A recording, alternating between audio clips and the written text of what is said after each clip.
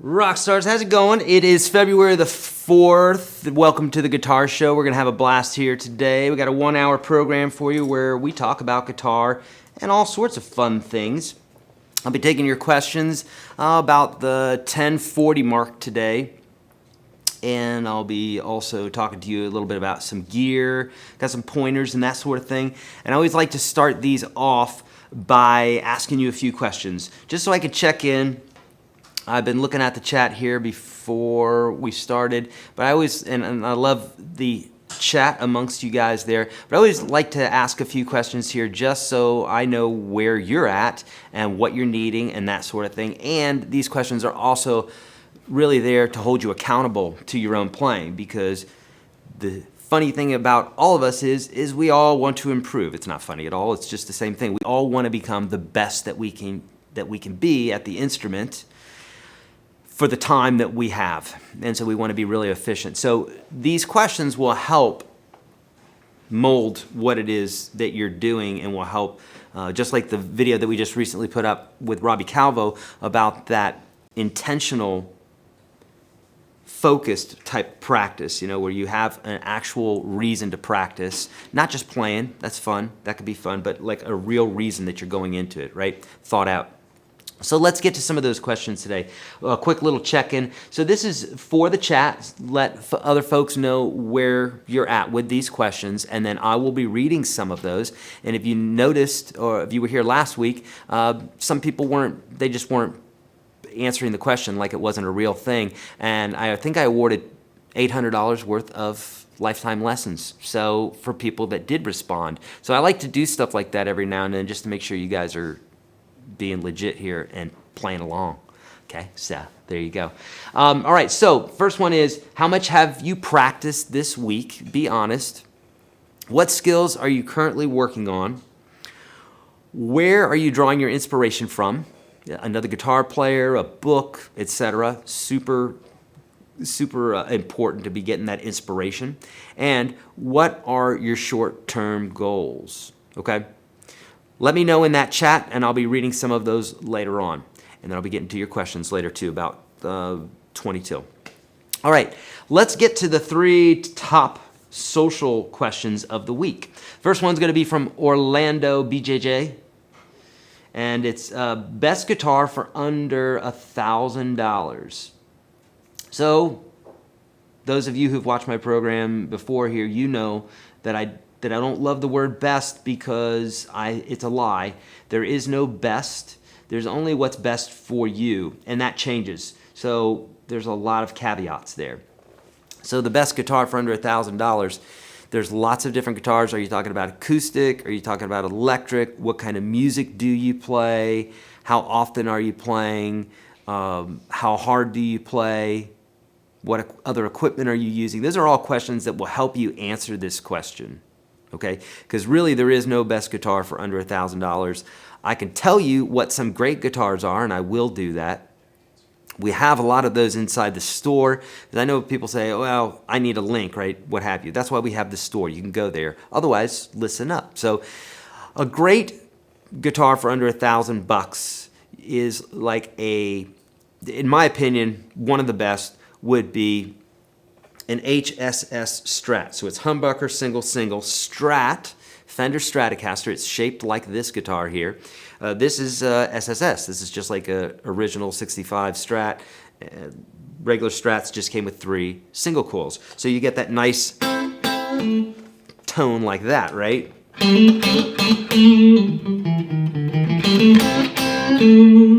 And humbucker will sound different. It sounds, sounds more full. It sounds more,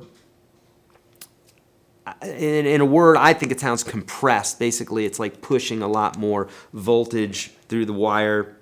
Could, if it's a higher gain humbucker, but it also just has a certain sound to it, and it's more for rock, overdriven type sounds, and you don't get that kind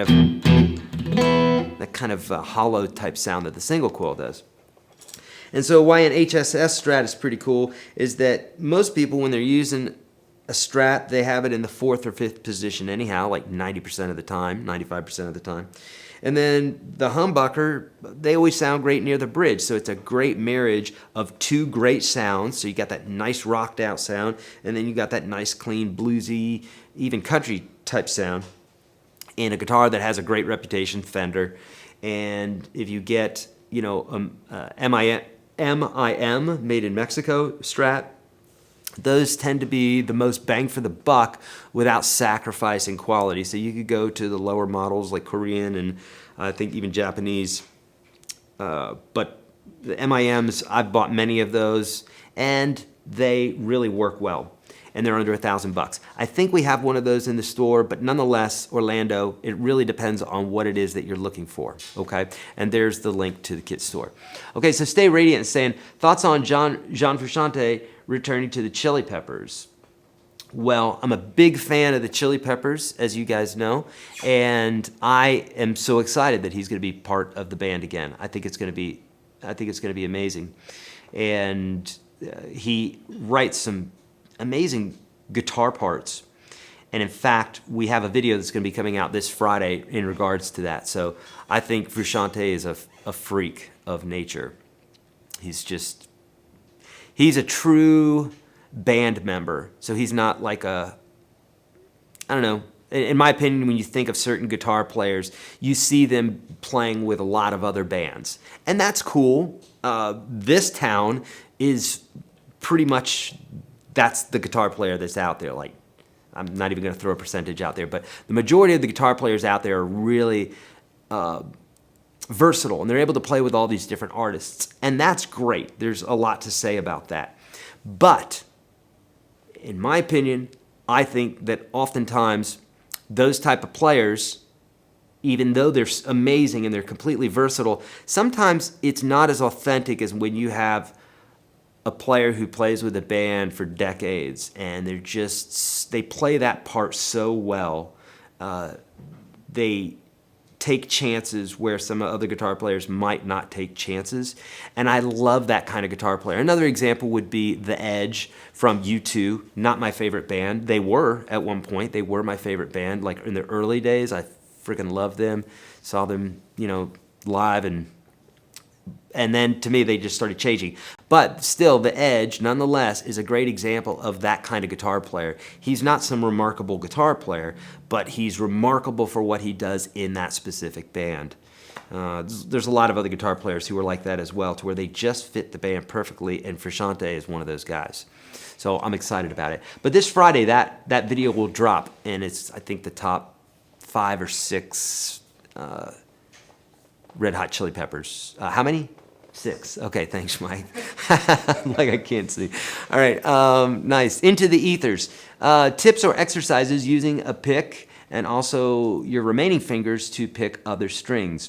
Looks like that was the technique in the Chili Peppers video jam. Or jam video. Yeah, so I have to remember that one.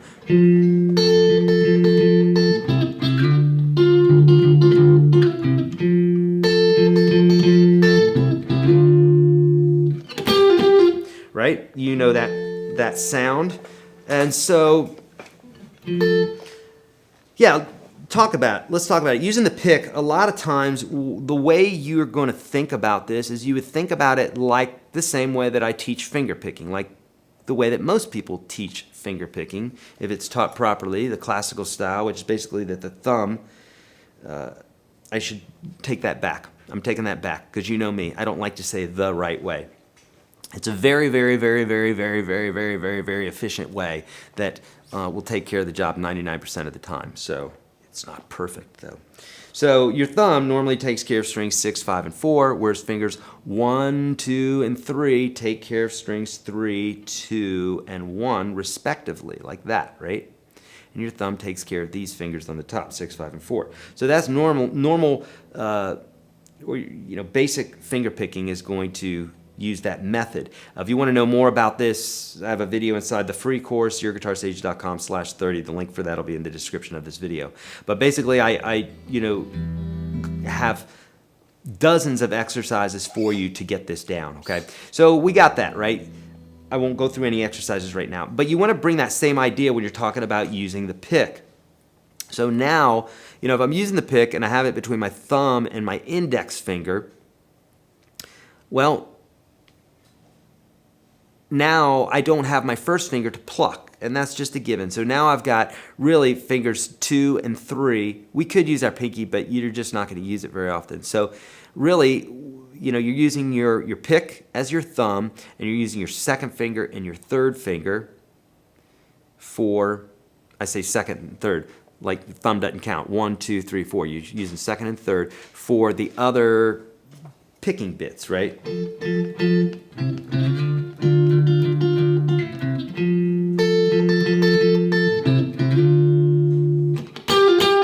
It's always going to feel weird at first, always.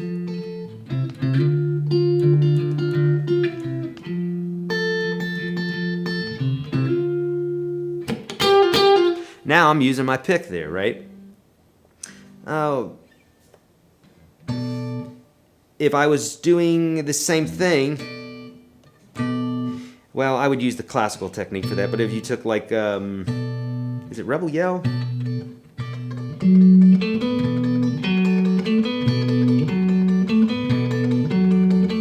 What that allows me to do is play the bass line with my thumb.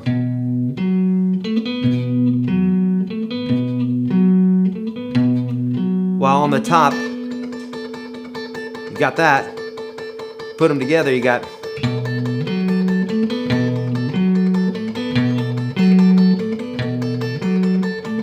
And you could do that technically with a pick. Now, I wouldn't be very good at it because that's not how I practice this lick, but I'd have to play it a little slower. And now I've got the pick in my hand ready to drive into some power chords and that sort of thing. And that's why a lot of guitar players use that.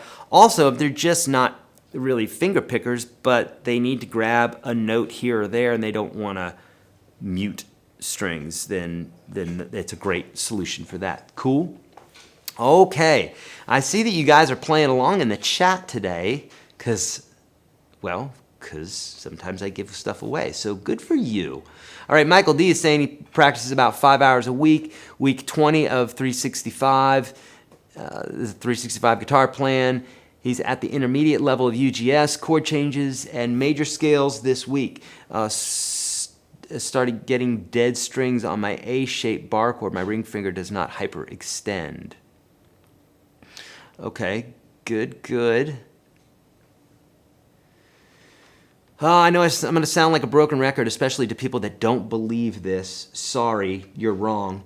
It's this. It's don't say stuff like my ring finger does not hyperextend. That's just not true. I bet you I could make your finger hyperextend. It might hurt, but I can make it hyperextend. And the only reason I say that is bend your thinking. Okay? Don't say never or I can't or whatever. It really, I cannot express to you how important stuff like that is. This is not an advertisement. It's just the truth. And people, I see people mess up with this all the time. I get what you're saying, Michael, but that's not a message just for you. That's a message for everybody, including myself. Get those words out of your head because they're just not true. But they will be true if you believe them. And if you say them enough, you will literally hypnotize yourself into believing lies. Good morning, Jerry. Oh, so sweet. Thank you, Jerry. Very kind. Okay. Somebody's loving some Radiohead. Me too. Love Radiohead. 6-year-old Army vet practicing around 14 to 20 hours a week. Nice. Just got one. By the way, you're practicing more than me right now. 14 to 20 hours a week. That's amazing. Just got one song, Free Spirit, that I can play by Radiohead. I love that one, right? God, I used to play it. Is that one? I know it. It's Street Spirit is what you're thinking of, Street Spirit. And I think I teach that one somewhere. Matthew Bellamy from Muse. Yeah, he's a beast. Absolute beast. If you guys don't know who Muse is, I know a lot of you do. They've been around for quite some time. But if you don't, and you're a rocker, say like you liked 80s rock, 80s metal and stuff like that, check out Muse, because you would dig them, because it has that same type of energy, but it has a more modern feel to it. Yeah. Okay, here we go. Climber's saying I've practiced a real 2.5 average hours per day this past week. I'm captured by phrase practice and practicing the songs that I have tried to learn so far. I've recorded a few original pieces, Kaleo inspired. Nice. Good. You've got to have some sort of inspiration. For me right now, my inspiration is, again, what it was in the beginning, which is learning these classic tunes that moved me the first time that I heard them, that I said, dear Lord, what is happening? And I'm listening, I've got my head up to the speakers and I'm trying to get into there, what the heck is going on? Like how are they making these sounds? It's so exciting.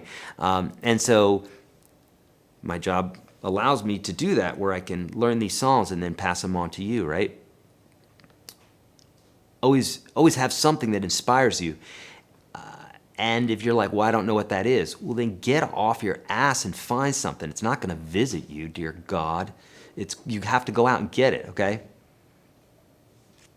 I'm just warming up. I'm being sweet right now, so if that offends you, get ready. All right, maybe 10 hours a week, short-term goal, finish transcribing Danny Gatton playing Harlem Nocturne. Medium-term goal, polish that song. Long-term, higher goal, paying more frequent session gigs. Ted knows what he wants. That I can tell you right there. The fact that he is transcribing Danny Gatton's Harlem Nocturne, there's so many things about that statement. Good for you, Ted, because that is digging in the dirt. That's when you're serious about your craft. When you're sitting there transcribing, listening to a song, and you're transcribing note for note, and you're saying, well, I think they played it here, and I think this went here. Oh, so he's probably thinking this chord and all the rest. That's when all this magic happens. Yes, guitar lessons are great because they guide you. But once you can start becoming independent, and that's always what I try to do with you guys. I've always done that with my one-on-one students. I had so many one-on-one students that I tried to make them as independent as possible so I could move them on and get the new students that were coming in, because I wanted to affect the world, right? I wanted to help people. And then the same thing in my courses. So and the sooner you can become independent, doesn't mean you can't take lessons. I take lessons all the time. I'm constantly looking and trying to learn new things. But I guess what I mean by that is it's nothing for me to just learn a bunch of songs without going to any tutorials or anything and just use my ear and learn the songs like that, right? So super powerful stuff in all that you said there, Ted. Nice. I like that. Andreas is saying about an hour a day, cage system for soloing major scale. Pentatonic and dominant pentatonic, and learning to sing and compose my own songs, also the secondary dominants and parallel chords. Beautiful.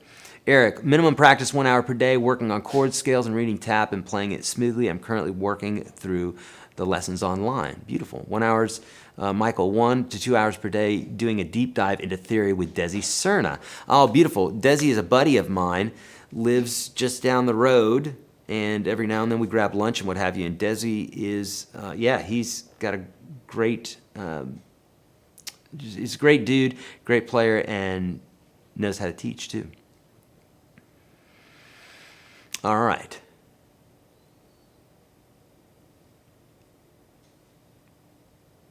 Uh-oh.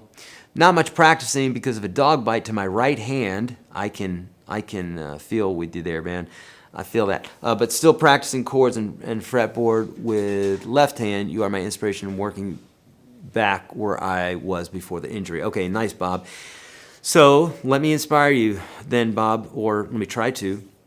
So some of you know that this hand is fairly deformed because of arthritis, and if I hold my hand up like this, sometimes you can see it, like for instance my pinky, it's bent like that. It's weird. My middle finger is bent like that. My thumb is jacked up, so if you look at my hand you can kind of see it. It's kind of bizarre.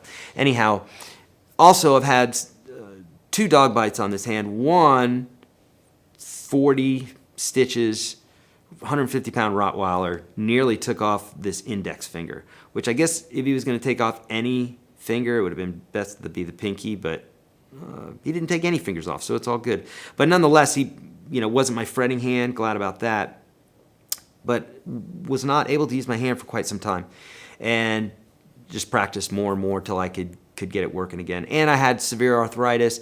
I still have several in this hand, 3 deformed joints in this hand, 2 deformed joints, and I eat much better than I used to in college, and so that's why I've healed, but I still have, I'm assuming permanent damage because they're not bending back, they're not going back, so it doesn't affect me that much. But where there's a will, there's a way, and in fact we have a video that's going to be coming out soon that is going to be truly inspiring, funny. It's going to be funny, but it's going to be truly inspiring too, because we're talking about guitar excuses. And I know there's a few of them out there. Not you guys, but you know those people who make excuses as to why they can't practice. Not you and I, though. Okay, David, practiced about 2 hours so far this week. Inspiration is the blues. Goal is to get up on stage and be able to pull off a nice solo at an open jam with confidence. I love that. I love that. The fact that you want to get up on stage and share that is beautiful, and that's what music's all about, is get out there, share this stuff with folks, because that's what music's all about. It moves people, you know. I understand you got a little bit of stage fright and what have you. Look, if it just soothes your own soul, then it's all good. But I would highly encourage you to entertain the thought of playing at least for one other person. Just entertain the thought, that's all. Get out of your comfort zone a little bit, okay? You may not be meant to get on stage all the time. I know anymore at my age, I don't really want to do that. It has less to do with my age and has more to do with my personality. I like performing sometimes, but sometimes I just don't. Sometimes I just like to play. I love doing these videos for you guys and what have you, but everybody's different. But there is something to say about sharing music with others, whether you're going to, an elderly home where folks are, where they don't have a lot of visitors, or for children, or for orphans, or it's a really good thing to do, and it heals the soul. So why not do that? You've got the power to do that. If you can play a song, I don't care how bad you think it is. I guarantee you, if you go into, a home where people don't have visitors and you're playing really badly, they're going to freaking love you. It's a great audience, and they're not going to go very far. They're not going to leave the venue, okay? So that's a plus for you. Okay. I usually do 36 hours in a week, but Super Bowl was last week. Larry, 36 hours, that's amazing. Good for you, bud. I sit down for at least 2 hours work to at least an hour every work day and at least 2 on off days. Also, hello from North Dakota. Beautiful. Practice not enough. Focus, piano, inspiration, my alternative new wave heroes from the 80s. Yeah, love it. Timothy, about 6 hours total practice since last Tuesday, getting into intermediate lessons, theory lessons on UGS. I'm inspired by blues musicians. Beautiful. Okay, I'm gonna be coming back to some of those as well. Okay, let's can we do some shout outs? Is that cool? Yeah. Let's do it. Okay, so a couple of gear shout outs today. Number one, folks asked me best picks, and I'm going to tell you what I like. Normally I say there is no best, there's only what's best for you.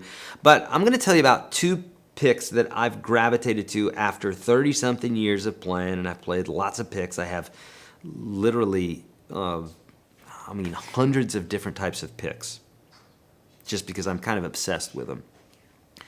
Different gauges, different thickness, different materials, different shapes, just the whole 9 yards. And I like to see what works. So here are the ones that work for me. These are the ones that I like best. Number 1 are the Dunlop Ultex. That's U-L-T-E-X, Ultex. They make some that are clear. They're kind of like this kind of smoky color. And this is a 0.94. I have others that are like a 0.1. And let me tell you why I like these so much is, number 1, I can play with them for weeks, months, and they only wear just a little bit. If you've ever used like, Tortex or, oh gosh, what is the, can't even think of the, it's not plastic, but nonetheless, your average pick that you go, if you go buy Fender picks or Gibson picks, what they're made of, and someone will, I'm sure will put this into the chat here in just a minute, but the name escapes me right now. If you use those, they wear out really quickly. These Ultex, not only do they not wear out, so you can use them forever, you can pick, scrape, you can do all this stuff. It's really it's a real strong type of plastic. I'm using that word loosely, it's not plastic. But Ultex, get those, they're amazing. The tone is real nice. If you drop one on a table, it has that kind of sound, so it's hard. We talk about that inside of the Unstoppable Guitar System in the Ultimate Pursuit of Tone. If you've been through that section, you know what I'm talking about, because we go over that and how the different picks will actually bring different things out of your strings. Like someone's mentioning nylon picks. I've used nylon before. I have a few. They're okay. They were my favorite. In fact, the Jim Dunlop that you mentioned there, that gray nylon one, used those for years. That nylon .88, used that for years and loved them. But what I found was that if I were to use one now, I wouldn't like it, because I find that it dulls the sound a little bit. I like a brighter kind of bite when I pick, because now that I've picked for a long time, I can still pick lightly with a very thick pick. And but when I want to get that bite or that bark out of the string, that nylon doesn't do it, okay? So check those Ultex picks out. They're really amazing, and they just give a great sound. Okay, so that's the first type of pick that I'm very much in love with. And the other one here, this is a .60. Now this is what I use for acoustic, and these are called Brain picks, B-R-A-I-N, Brain picks. And they're made by Snarling Dogs. That's the name of the company. It's weird, I know. The case is weird. And these are purple. It's a .8. Hold on, I'm a liar. It's a .6, okay?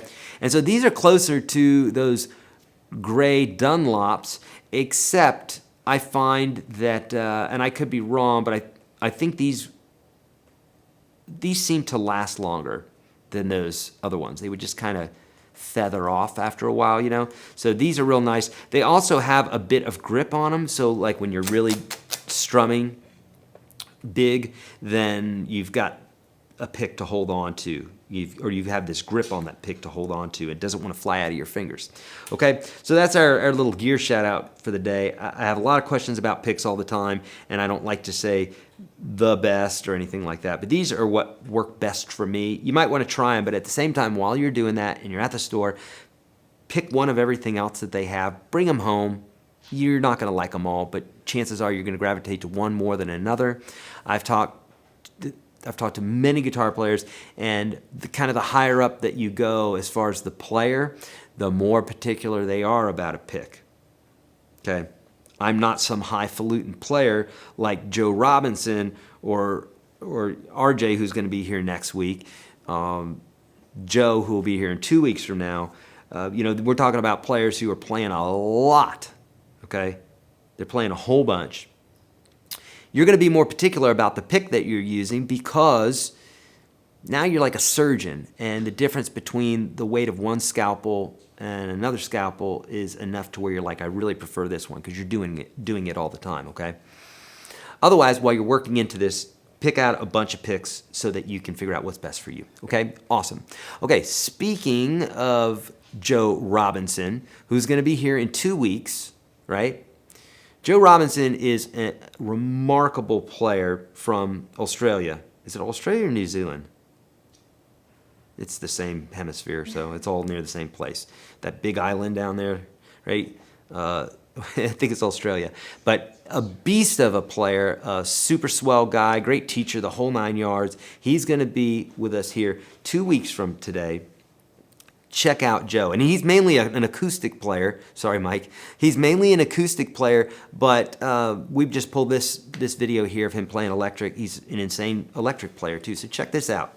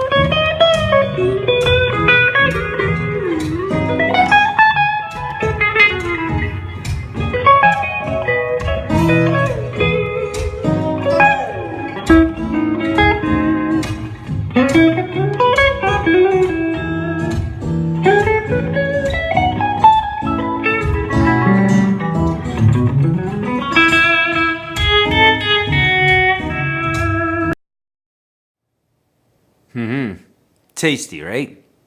Isn't she lovely? By the way, friends, those picks are in the kit store, if I didn't mention that. Yeah, so there you go, Joe Robinson, and he's super versatile. Just wait till you see him finger pick as well. An absolute beast, okay? All right, I'm gonna look at a couple more questions here, and then we'll get into the tip of the week here, okay? I saw someone, oh, my knees hurt, saying, I don't understand how people can play really stiff picks. Here's the deal. Take the thinnest pick that you can find and play with that pick. And you're gonna say, well, I don't like that because I have to move a lot more. Because you're not fighting the string at all, which sounds like it would be really easy. But let's think about this for a minute. If you had really, really thick hair, you wouldn't use a comb, right? Because you've got thick hair and it's just gonna get knotted. So you would use a brush with bristles that were more pliable. Same thing if you had less hair, you'd probably use a comb as opposed to some big giant brush. It would just be strange. So you use the pick for, number one, the kinds of music that you're playing, the kinds of techniques that you're using, and we'll go over that in just a second here, but then also how much have you been playing. So a lot of times, a new player or the less you've played, the more of a thinner pick you're going to desire because it's more forgiving.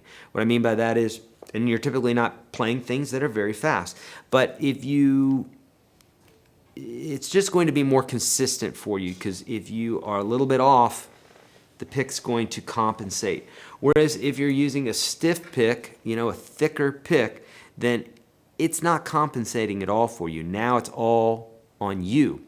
But the difference is as you become a faster and a more in-tuned player with synchronization and everything else and your speed, you're going to want something that's more precise.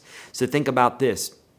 For the same reason that if you were to get in a Formula One car and you turned the wheel like this much, the car's going to just go in this direction. Where if you were driving a sedan to work, a Mercedes or just a nice luxury vehicle, you have to turn the wheel a bit, right?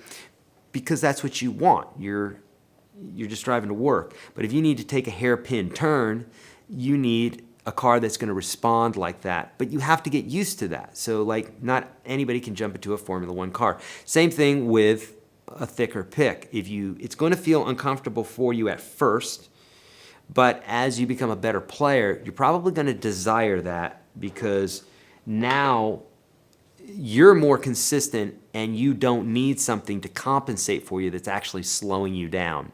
So yes, drive a sedan around those curves, it's going to be smoother, but you're not going to be able to take the turns at the same speed. Now you're a faster driver. So the same thing, okay? I find that the more that I play, if I'm on a streak of playing several hours a day for several weeks, then I automatically start gravitating towards thicker picks because they are more consistent. All right. Good. Yeah, and the pick choice, so thrash metal saying pick choice is really dependent on your genre of music. Yes, it depends on the genre of music.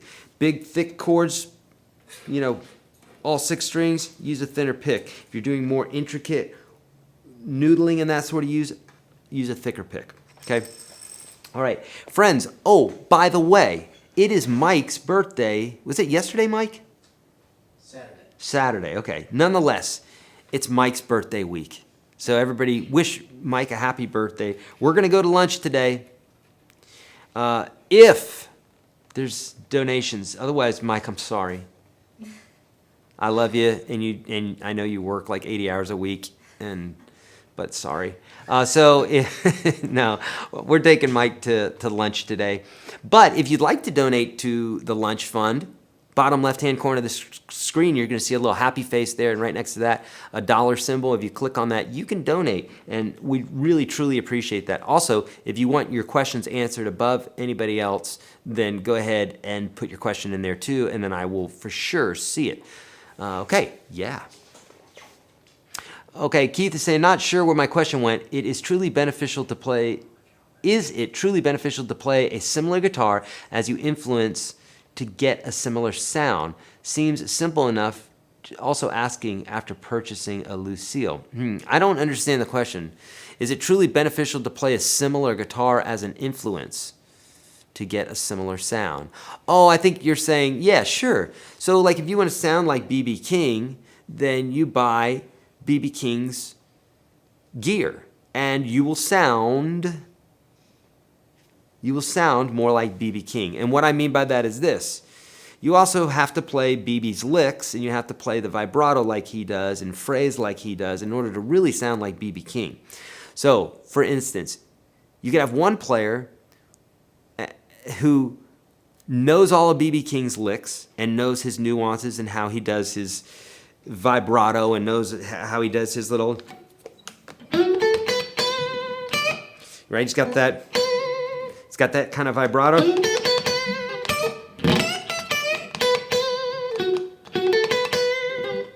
That's B.B. King has that basic sound. So if you were to take his little nuances and play them on a guitar that he's not playing, a Strat through a Kemper, right? it'll still sound more like B.B. King than if you had all of B.B. King's gear, his original gear, just picked up his guitar and started playing, if you didn't know how he phrased or his vibrato and that sort of thing. The things that are typically giving you that sound that you're looking for is phrasing, the way someone's phrasing something, and their vibrato and their bends and things like that, okay? And Lord Access, look at you. Look at you. Thank you, buddy. Thank you so much. I so appreciate that. And you've donated like that before, 20 bucks. Thank you so much. The lunch fund has started officially. Thanks to Lord Access. Yeah, beautiful. Thank you, Michael D. Is there a place to get good Baja Fish tacos in Nashville? Michael, there is Baja Burrito. Is it still Baja Burrito in downtown Nashville? Yeah. Baja Burrito, which is across the street from Guitar Center.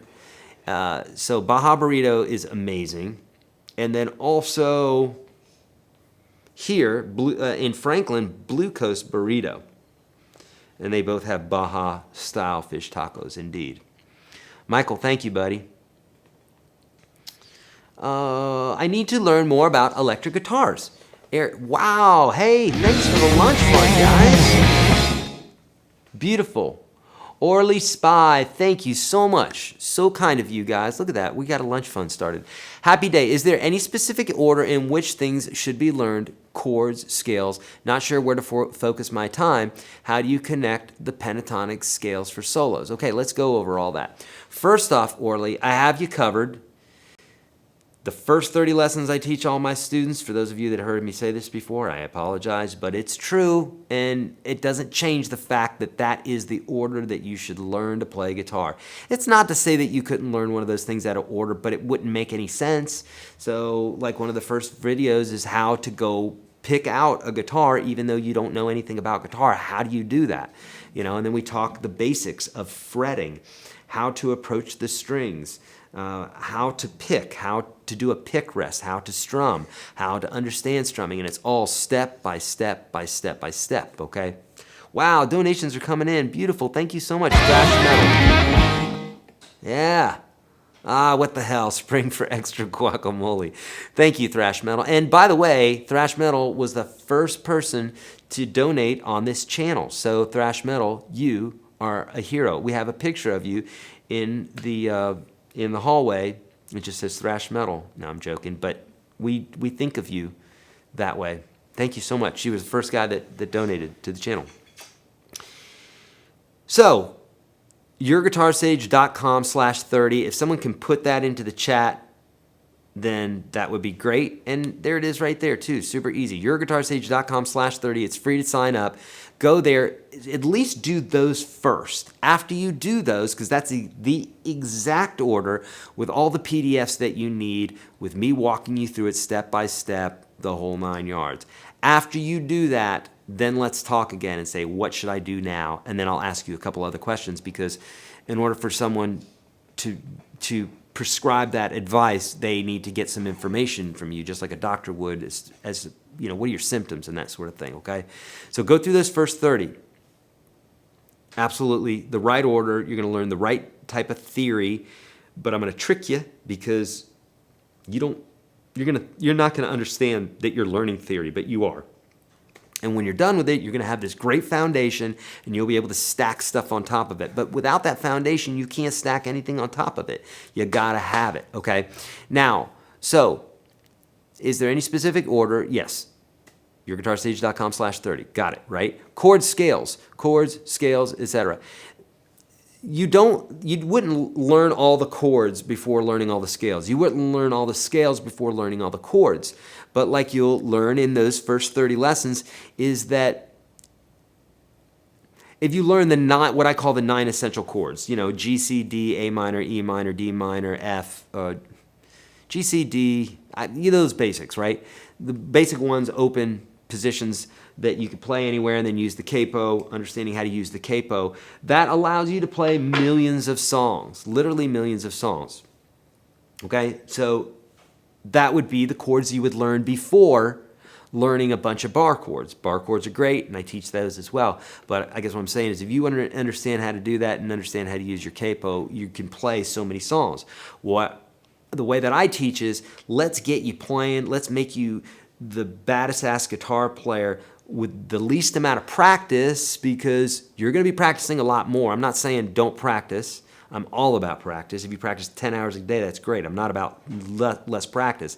But there's only so many hours in a day, so let's get you as badass as possible in the least amount of time doing the right stuff, right? What's the rule I'm always talking about? The 80-20 rule. Anyhow, yeah, there's basically a principle that says if you learn 20% of the right stuff, you can do 80% of the job. Well, if you learn the other 80%, then you'll be able to do another 20% of work. So learn the essentials first. Learn the foundational bits on anything that you're doing. If you're learning photography, learn the foundational stuff, because you're going to use that 80% of the time, and it's only 20% of the information.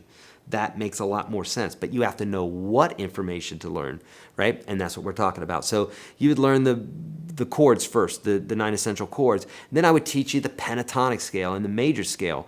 Major scale for analyzing music, pentatonic scale for improvisation and that sort of thing, okay? Not sure where to focus my time. So what you want to do those first 30, learn some songs while you're doing that, and then just keep going forward in the course. If you don't want to take the course, if you don't want to get in UGS, then ask me and I'll point you to some videos that are on YouTube. Obviously, it's not going to be as expansive and helpful as UGS, but it'll get you in the ballpark, okay? Not sure where to focus my time. How do you connect the pentatonic scales for soloing? So let's talk about that. So, earlier I played this little riff here. Ain't No Sunshine, right? That's just E, G, A. Okay, and then we go into D minor there, but essentially we have A minor. This is all based around the A minor chord. So we would use the A minor pentatonic, and by the way, Orly, I have videos for this on YouTube. Search YourGuitarSage pentatonic, and I can help you out with this.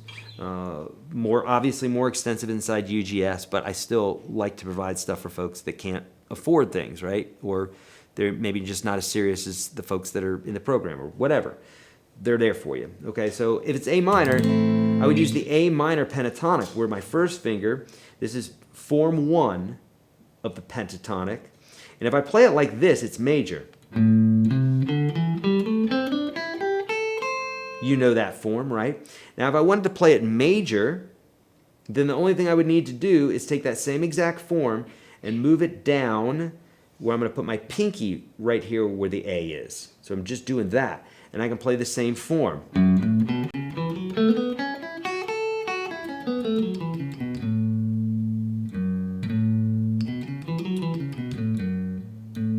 But if I'm playing minor,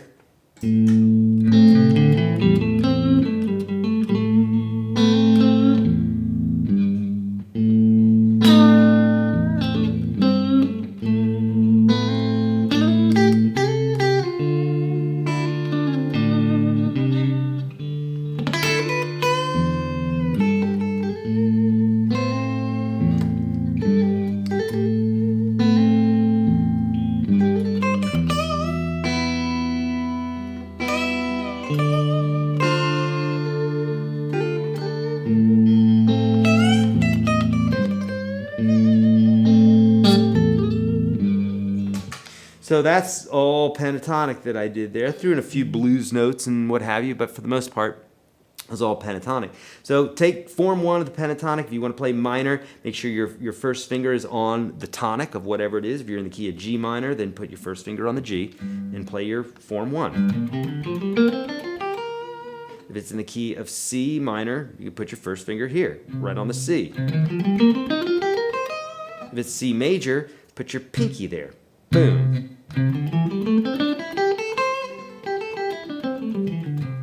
And now you'll be playing in C major pentatonic.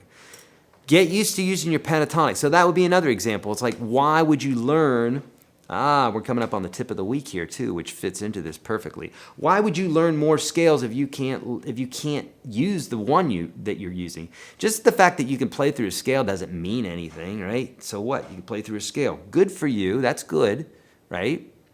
But that doesn't mean that you want to go out on stage and you know the scale. Just because you know the scale, no one really cares about you playing the scale. They want you to improvise with the scale. They want you to come up with bits and pieces, right? So get to know that scale, get to know it really well like you would a great friend, then move on to another scale. Does that make sense? Cool. Speaking of that, let's talk about the tip of the week here. So when working with scales for improvisation, just get to know one scale really well before working on another scale, okay? You're going to go into detail, okay, with that particular scale. So for instance, you want to focus on one specific area just so you extrapolate the details from that specific scale. In this case here, so I call this minimalistic blues because it's blues playing, but we're playing very minimalistically. You could just call it minimalistic playing. But if I have 5 different forms of this scale, which I do, right? I got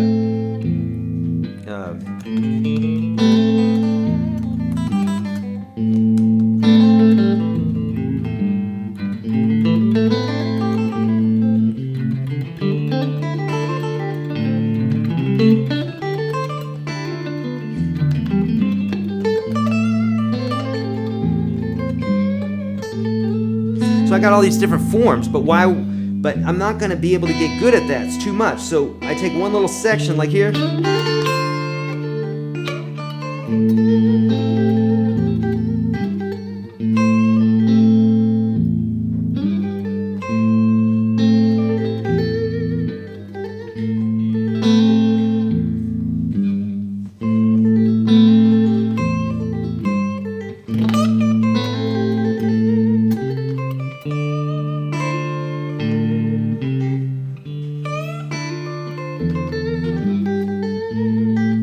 Now that may sound real simple. That's the point. It's very simple because you're keeping it minimalistic.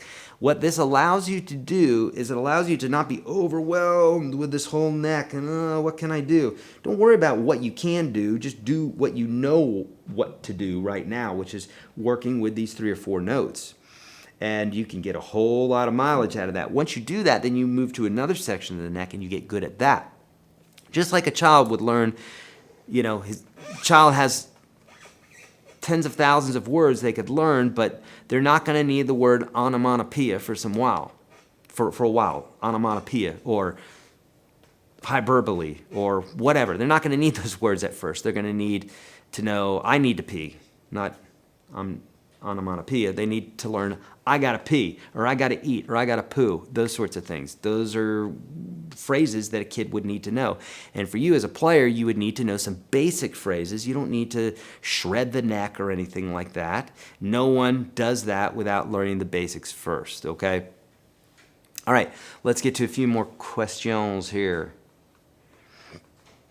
Man, you guys showed up today for the donations. Super sweet. How do you get your fingers to move so fast? So Debbie, you could move your fingers as fast as I can. And I can move my fingers as fast as Yngwie Malmsteen. But that doesn't mean I can play like Yngwie Malmsteen. And that is the key. So it has less to do with how fast your fingers are moving, and it has more to do with the fact of precision. So what I always say is this: practice accuracy. Accuracy begets speed. You never get speed before you have accuracy. So focus on accuracy and speed will happen. So I would just practice that lick.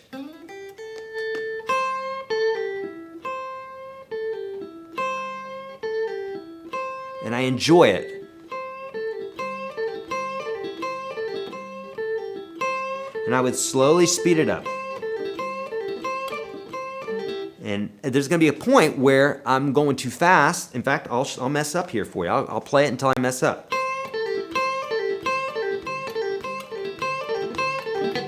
There you go. So there, it's too fast for me.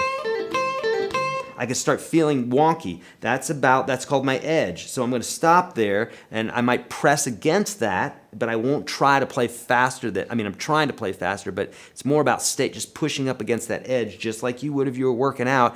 You got a certain amount of weight that you're using. You push against that weight. If you're doing less, you're not challenging your muscles, so nothing's going to happen, right? Wow! Dragos Pipos. Any tips on improving the ring finger pull-offs? Great question, Dragos. Yes. Here's your exercise. So same thing with the pinky, if you have issues with that. A great exercise is to do like either 3 to 2 or 3 to 1, either way. So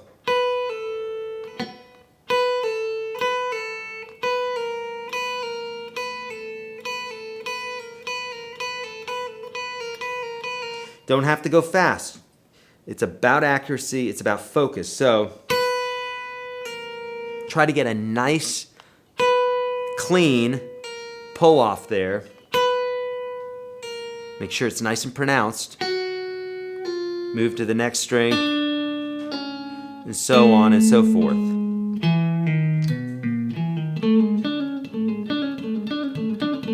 And then same thing with 1 and 3.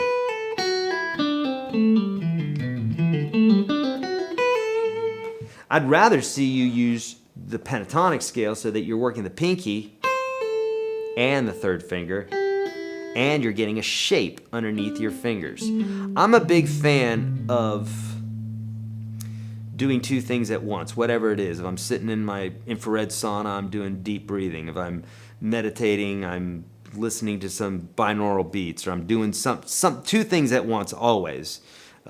If I'm working, I'm standing, I may be doing an exercise at the same time. I just like to do that because there's only so many hours in the day and there's lots of stuff to do.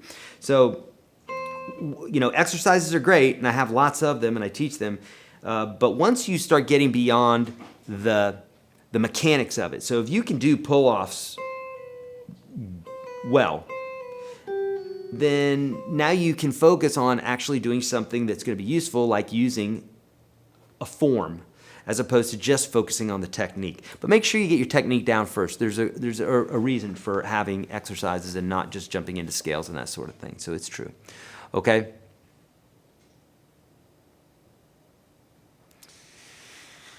Okay. All right, we're going to get to like maybe 1 or 2 more questions here. Oh, look at this. Speed is fine. Accuracy is final. Yeah. Love it. It's true, it's true.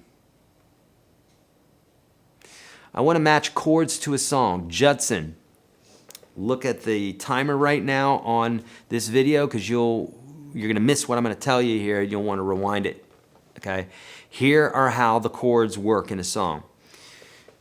99% of the time, this is how it works. You got your major scale. It goes like this. Do, re, mi, fa, sol, la, ti, do. I teach this in the free course, so I'm giving everything to you right now. You don't have to learn it right now, just know where to find it. In the free course, I teach the major scale. Do, re, mi, fa, sol, la, ti, do, or 1, 2, 3, 4, 5, 6, 7, 1. That's the major scale, major key. Minor key, you just go down 2 scale steps. So 1, 7, 6, and that's E minor. You're going to use the same chords for both of these keys, whether it's in E minor or G major. And this is true for any major or minor key. Just go down 3 half steps. 1, 2, 3. Or 3 steps up, 3 half steps up, and then you're back to the major. Here's how the chords go. They go like this. Major 1, minor 2, minor 3, major 4, major 5, minor 6, diminished 7, and back to your major 1, okay? That's how the chords work. If you were in the key if you were in the minor key, it would be the same thing. Just start on the 6 minor, you got 6 minor, you got a 7 diminished, you got a major 1, minor 2, so on and so forth. It's the same thing, but just your tonal center is then going to be around the E minor. Cool? All right, excellent. All right, let's get to one last question, and then we're going to go. Thank you, American Irishman. An American Irishman won a lifetime membership last week because he spoke up when no one else was speaking up. So that was really cool. And American Irishman, I think we got you set up, right? Pretty sure. Let us know if we didn't. A lot of things going on here. Brian, where do we ask questions again? Is it in the chat? Yeah, right where you just said that. That would have been a good place to ask that question. Well, you did. You asked a question. Cool. All right. Is it possible to over-practice? Nope. Not unless you are intent on sucking. Then yes, you can over-practice, because then you're going to start you're going to become really good. So in that case there, you can over-practice. Otherwise, no, you can't over-practice. If you're not having fun, or if you start declining in what it is that you're trying to do, it might be time to take a break, but nonetheless, then you're going to come back to it, okay? I used to practice when I was a teenager. I practiced 12, 16 hours a day. It was nothing for me to do that. It was so much fun. 7565, thank you so much, Climber. That's really kind. Appreciate it, bud. Okay. L.A. Derman said you just lost me. I know, because, and that's okay, bud, it's because you don't have the fundamentals. Watch the free, I'm telling you, watch the videos I'm giving to you for free, the top 30 lessons, YourGuitarSage.com/30. Links in the description of this video, because it's going to fill out the holes, and you're not going to be like, I don't get it, that's over my head, because you just are missing basics. Okay, if someone was talking to me about physics, I'd be like, well, I'm lost. And they're like, yeah, because you don't have the basics. You need to understand the basics, okay? Always understand the basics, then you can be smart and really get a lot of stuff taken care of. You can, 20% of the info, the right info is going to take care of 80% of the job. So just remember that. All right, my friends, thank you so much for hanging with us. You guys have been awesome. Thank you for the donations. You guys totally showed up today for that, and the questions were awesome. You guys rule. Please share this with a friend, right? We're on Facebook, we're on Twitter, Instagram, all those places. And by the way, we're doing some new stuff on Instagram. So if you're not on Instagram with me, you need to be, because we're literally doing some lessons on there. We're going to be doing lessons soon, and stuff that's not on YouTube, okay? So we're going to be putting some content on our social platforms that are not on YouTube. So if you're not in those places, you need to be, okay? And also, RJ Ronquillo will be here next week. If you don't know who RJ is, you need to, because he's a badass guitar player, one of my favorite guitar players, and he's a super swell guy. He did a slide guitar lessons course here at the studio, and I think we're dropping a new one next week. I think we're dropping his licks course next week. Pretty sure. You want to show up for that, because we'll probably have some sort of wicked special and everything else. Okay, that's next week. A week from today. 2 weeks from today, it's going to be Joe Robinson, the guy you saw earlier. He's badass. He's super cool. Amazing guitar player, and you're going to learn a ton from him. I'm going to learn a ton from him, from both of these guys. Okay? Yeah, give this video a like, my friends. Share it and all that good stuff. Love you. Thank you so much. You guys rule, and I'll see you next week.